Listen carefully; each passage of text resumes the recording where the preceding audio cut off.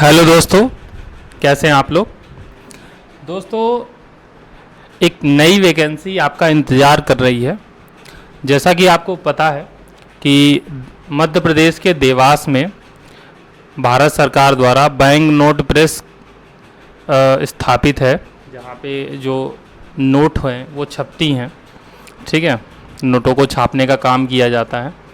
तो bank note press Dewas की तरफ से ये वैकेंसी आई हुई है। जैसा कि आप देख सकते हैं, इस समय मैं ऑफिशियल वेबसाइट पे हूँ बैंक प्रेस देवास के। तो जब इस ऑफिशियल वेबसाइट पर अगर आप आएंगे और यहाँ पे देखिए एक ऑप्शन आपको दिख रहा है कैरियर का।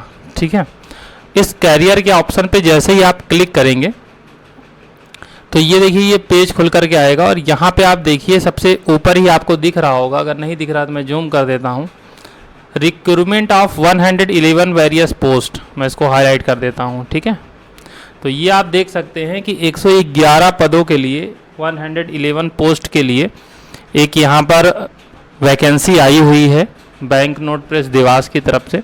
22 जुलाई को ये नोटिफिकेशन पब्लिश हुआ था और क्लोजिंग डेट यहाँ पे 21 अगस्त है। तो इसकी बारे में आज के वीडियो में हम सारी डिटेल जानेंगे कि ये वैकेंसी क्या है, कौन कौन इसको भर सकता है, क्या एलिजिबिलिटी क्राइटेरिया होगा, एज क्या होगा, क्या बातें हमें ध्यान रखनी है फॉर्म भरते समय, वो सारा चीज़ हम आज के वीडियो में डिस्कस करेंगे।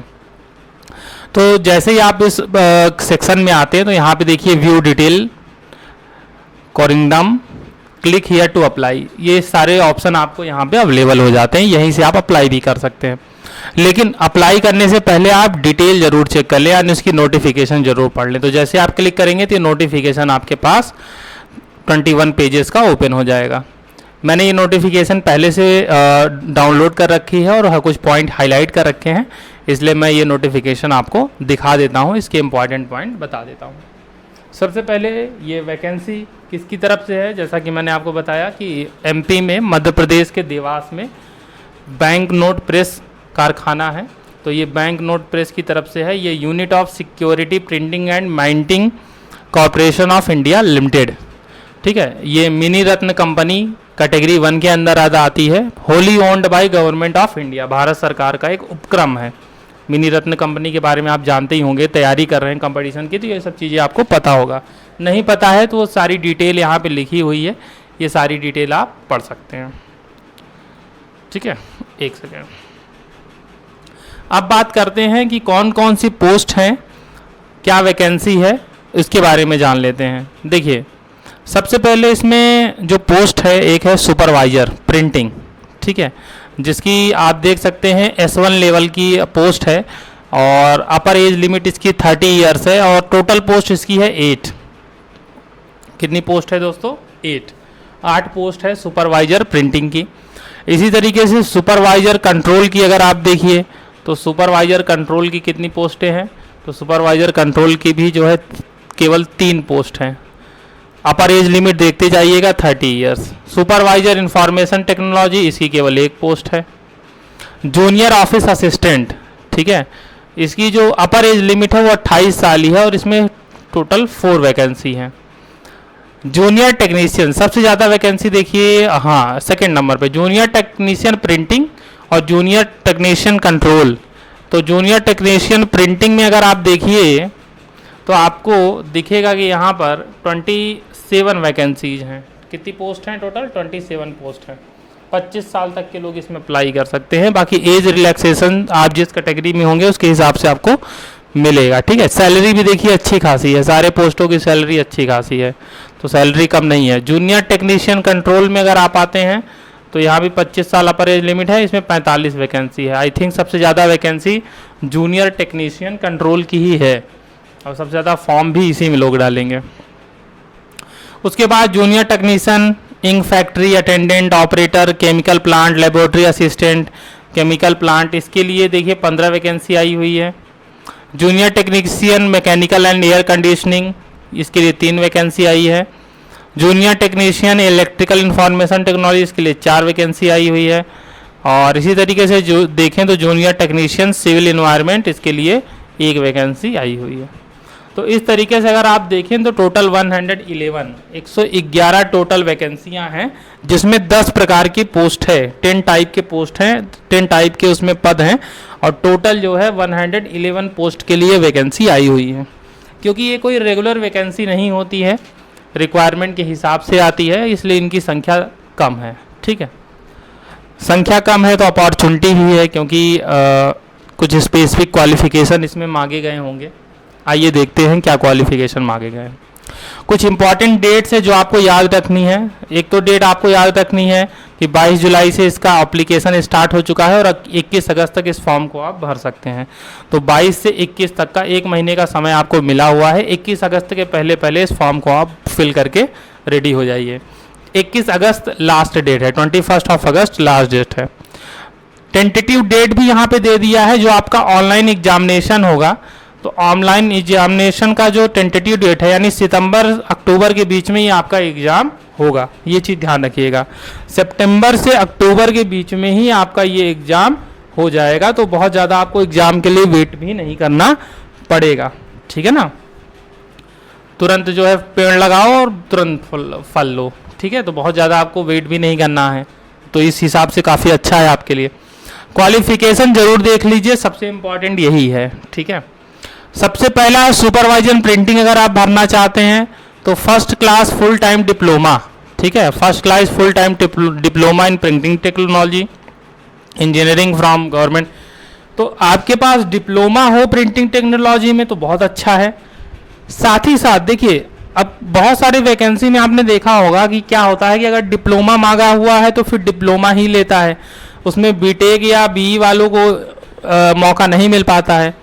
लेकिन यहाँ पे ऐसा नहीं है। ठीक है ना, यहाँ पे ऐसा नहीं है, बी और बीटेक वालों को भी एक मौका मिल रहा है। आप देख सकते हैं लिखा हुआ है ना, और ठीक है कि और करके ऑप्शन दिया है, बी बीटेक बीएससी। आप देखिए सुपरवाइजर कंट्रोल में देखिए क्या लिखा हुआ है, ये देखिए ध्यान से देखिएगा, एक बार मैं हाईलाइट कर दूं, ये देखिए कहाँ चला गया भाई, ये higher qualification BTech B BSc engineering in the relevant trade will also be considered. अब जैसे सुपरवाइजर कंट्रोल के लिए है तो first class full time diploma in printing mechanical electrical, ये सारी चीज़ दी हुई हैं। इसके अलावा और का मतलब एक ऑप्शन भी है, तो एक ऑप्शन भी आपको दिया हुआ है कि अगर आप बीटेक हैं, बी हैं, बीएससी हैं रिलेवेंट ट्रेड में तो आप फॉर्म भर सकते हैं। ठीक है, विल आल्सो बी कंसीडर्ड। तो इस सभी में यही चीज़ें हैं, supervisor information technology first class diploma और बीटेक बीएससी। आइए देखते हैं जूनियर ऑफिस असिस्टेंट। अब इसमें देखिए एक ही दिया हुआ है, क्या दिया हुआ है, इसेंशियल ग्रेजुएट होने चाहिए, आप कुछ भी किए हो उससे मतलब नहीं है, ग्रेजुएट होने चाहिए with at least 55% marks and computer knowledge with typing speed on computer. Graduate होने चाहिए, कंप्यूटर की नॉलेज होने चाहिए और साथ ही साथ आपको टाइपिंग भी आनी चाहिए। अब ये टाइपिंग जो है इंग्लिश में है तो 40 वर्ड पर मिनट, और अगर हिंदी में करेंगे तो 30 वर्ड पर मिनट। अगर आप इंग्लिश टाइपिंग चूज करेंगे तो 40 WPM आपकी स्पीड होनी चाहिए, और इंग्लिश टाइपिंग अगर हिंदी टाइपिंग चूज करेंगे तो 30 WPM होनी चाहिए एज पर द रिक्वायरमेंट। अच्छा देखिए, टाइपिंग के लिए मैं बता दूं ना, अभी आगे मैं हालांकि हाईलाइट किया हूं, टाइपिंग हिंदी या इंग्लिश दोनों में से एक ही करना है, दोनों नहीं करना है। वो तो जब आप फॉर्म भरेंगे उसी समय आपको चूज करना होगा आप हिंदी में करना चाहते हैं या इंग्लिश में करना चाहते हैं। जूनियर टेक्नीशियन प्रिंटिंग के देख लीजिए, फुल टाइम ITI सर्टिफिकेट। यहाँ पे देखिए ITI वालों के लिए एक मौका मिल गया है। ठीक है ना, NCVT या SCVT प्रिंटिंग ट्रेड में अगर आपने ITI सर्टिफिकेट है, आपको वैलिड सर्टिफिकेट है, तो उस केस में भी जो है आप अप्लाई कर सकते हैं। या इसके अलावा अगर फुल टाइम डिप्लोमा है आपका प्रिंटिंग में तो भी आप अप्लाई कर सकते हैं। ठीक है, तो ITI वालों के लिए भी यहाँ पे एक मौका है। जूनियर टेक्नीशियन कंट्रोल में इसमें भी देखिए सेम है, full time ITI certificate, NCVT या SCVT से आपके पास फुल टाइम ITI सर्टिफिकेट हो, या फिर आपके पास एक फुल टाइम डिप्लोमा कोर्स हो प्रिंटिंग टेक्नोलॉजी में, तो भी आप अप्लाई कर सकते हैं। जूनियर टेक्नीशियन, यहाँ junior technician in factory ITI certificate मांगा हुआ है, NCVT SCVT ITI। तो ITI वालों के लिए भी एक बढ़िया अपॉर्चुनिटी है दोस्तों।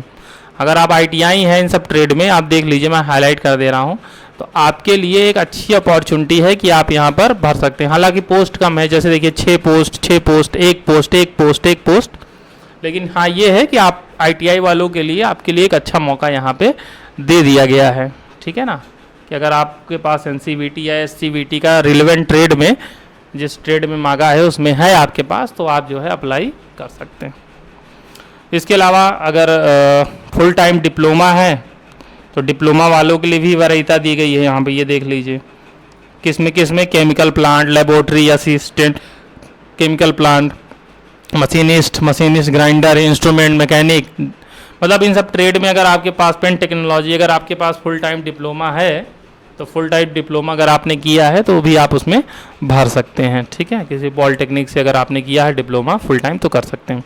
Junior technician mechanical air conditioning तो फुल टाइम ITI कोर्स हो, NCVT SCVT इन फिटर ट्रेड, तो अगर फिटर ट्रेड में आपने किया हुआ है ITI तो आप इसके लिए भर सकते हैं।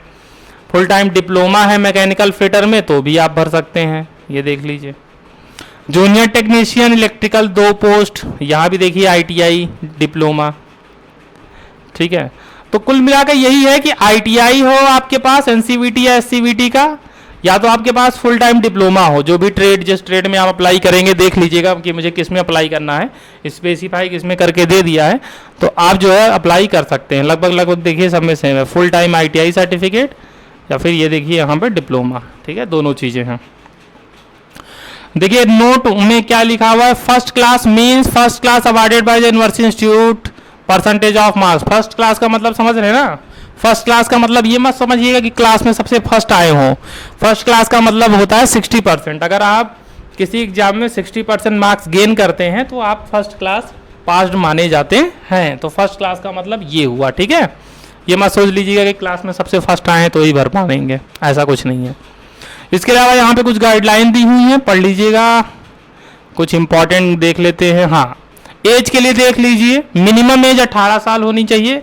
मैक्सिमम के लिए मैंने शुरू में देखिए हर पोस्ट के लिए अलग है, किसी में 30 है, किसी में 28 है, किसी में 25 है।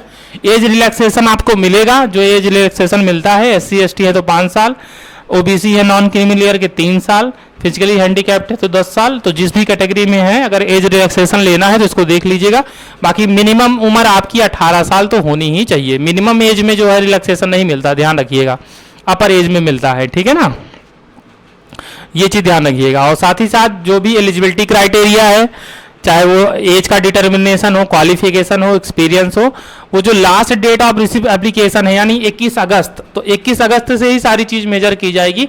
21 अगस्त 2023 से पहले आपके पास सारे डॉक्यूमेंट, सारी चीज़ें अवेलेबल होनी चाहिए, सारा जो आपका क्वालिफिकेशन है वो कंप्लीट होना चाहिए। एग्जामिनेशन फीस कितनी लगेगी? 600 रुपये लगेगा। अगर आप जनरल हैं, OBC हैं या EWS हैं तो 600 रुपये आपको देना है। और अगर आप SC ST हैं या एक्स सर्विसमैन हैं, PWD में हैं, फिजिकली हैंडीकैप्ड हैं तो 200 रुपये का चार्ज है। तो 600 और 200, ठीक है।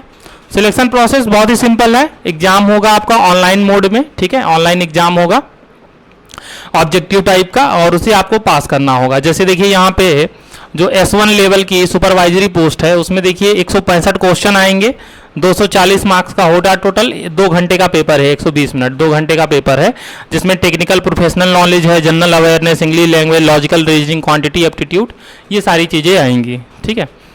जो जूनियर ऑफिस असिस्टेंट की पोस्ट है B3 लेवल में, उसमें क्या है, टाइपिंग भी आपको देना है, ठीक है। तो ये सबसे पहले आपकी टाइपिंग होगी, फर्स्ट फेज में आपका टाइपिंग होगा। टाइपिंग क्वालिफाइंग नेचर का होगा, मैंने आपको बता दिया यहाँ पे लिखा हुआ है टू क्वालिफाई इन नेचर, ठीक है। तो क्वालिफाई करना होगा, कोई नंबर नहीं मिलेगा। अब आप इसमें देखिए क्या है कि आप टाइपिंग स्किल चाहे हिंदी में करिए, टेस्ट आइदर इन हिंदी और इन इंग्लिश लैंग्वेज, ठीक है, as opted by candidate in the academic. जो ऑनलाइन एप्लीकेशन आप भरेंगे तो उसी समय आपको जो है पूछ लिया जाएगा कि आप हिंदी टाइपिंग लेते हैं या इंग्लिश टाइपिंग। तो जो टाइपिंग आप चूज करेंगे बाद में चेंज नहीं होगा, तो ध्यान से फॉर्म भरिएगा। जो टाइपिंग आप सिलेक्ट करेंगे उसी में आपको टाइपिंग देनी होगी। जब टाइपिंग आप क्लियर कर लेंगे उसके बाद आप ऑनलाइन दे पाएंगे। अगर जूनियर ऑफिस असिस्टेंट का फॉर्म भरे हैं, पोस्ट भरे हैं, तो पहले टाइपिंग स्किल टेस्ट होगा। जब टाइपिंग स्किल टेस्ट क्वालिफाई कर लेंगे तभी आप ऑनलाइन एग्जाम में बैठ पाएंगे। अगर टाइपिंग नहीं पास कर पाएंगे तो ऑनलाइन एग्जाम में नहीं बैठ पाएंगे। तो क्वालिफाइंग नेचर का है, लेकिन बहुत इंपॉर्टेंट है, ये चीज़ ध्यान रखिएगा। फिर उसके बाद जूनियर ऑफिस असिस्टेंट वालों का फर्स्ट फेज में टाइपिंग हो गया, सेकंड फेज में फिर आपका 200 क्वेश्चन आएगा, 200 नंबर का, 2 घंटे का आपको टाइम मिलेगा और इस 2 घंटे में आपको 200 क्वेश्चन करने हैं, जिसमें general awareness, English language, logical reasoning और क्वांटिटी एप्टीट्यूड, ये सारी चीज़ें आपसे पूछी जाएंगी। ये 4 चीज़ें आपको बतानी रहेंगे। जूनियर टेक्नीशियन W1 लेवल का जो है उनका देख लीजिए 100 क्वेश्चन आएगा, 125 नंबर का, इनको भी 2 घंटे का समय दिया जाएगा, इनका थोड़ा टेक्निकल नॉलेज भी परखा जाएगा, तो 50 क्वेश्चन उसका भी रहेगा, ये चीज़ ध्यान रखिएगा। कोई इंटरव्यू नहीं है, there will be no interview, कोई इंटरव्यू नहीं है, रिटन एग्जाम होना है, उसी के आधार पे फाइनल मेरिट बनेगी और उसी के आधार पे जो है आपका सिलेक्शन होगा।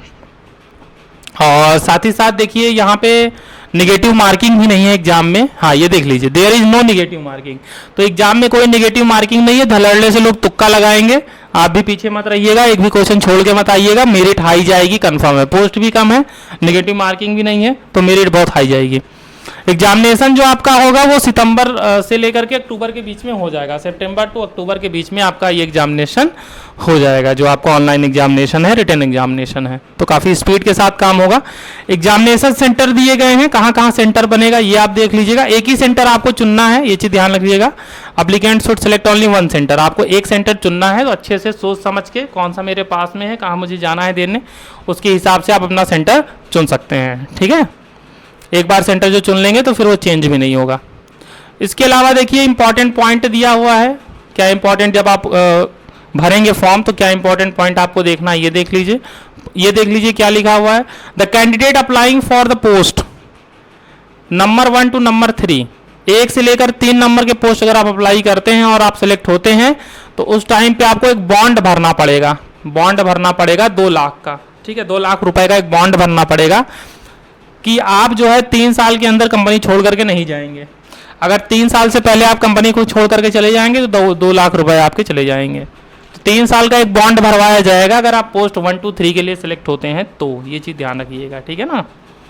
तो इस तरह की आपको सिक्योरिटी भी देनी पड़ सकती है, बॉन्ड अमाउंट भी पे करना पड़ सकता है, ये चीज़ ध्यान रखिएगा। बहुत सारी कंपनियों में ऐसा होता है, जिससे कि आप चले ना जाएं तो आपसे बॉन्ड करा लेंगे, तो 3 साल का बॉन्ड हो जाएगा।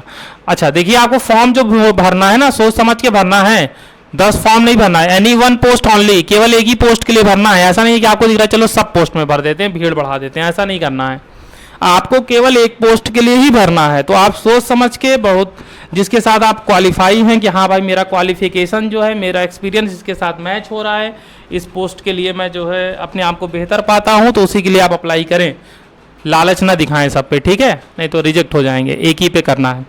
अब देखिए ये एफ वाला पॉइंट देख लीजिए, हालांकि जो सिलेक्टेड कैंडिडेट है वो बैंक नोट प्रेस देवास में पोस्टेड रहेंगे और उसी के लिए वैकेंसी भी निकली है, बट ऐसा हो सकता है कि कहीं आपका अलग भी ट्रांसफ़र कर लिया जाए, क्योंकि जो SPM CIL जिसके अंडर ये सारी चीज़ें काम करती हैं, तो उसकी और भी रिक्वायरमेंट होगी, हो सकता है कहीं दूसरी जगह रिक्वायरमेंट आ जाए तो वहाँ भी आपको शिफ्ट ट्रांसफ़र किया जा सकता है।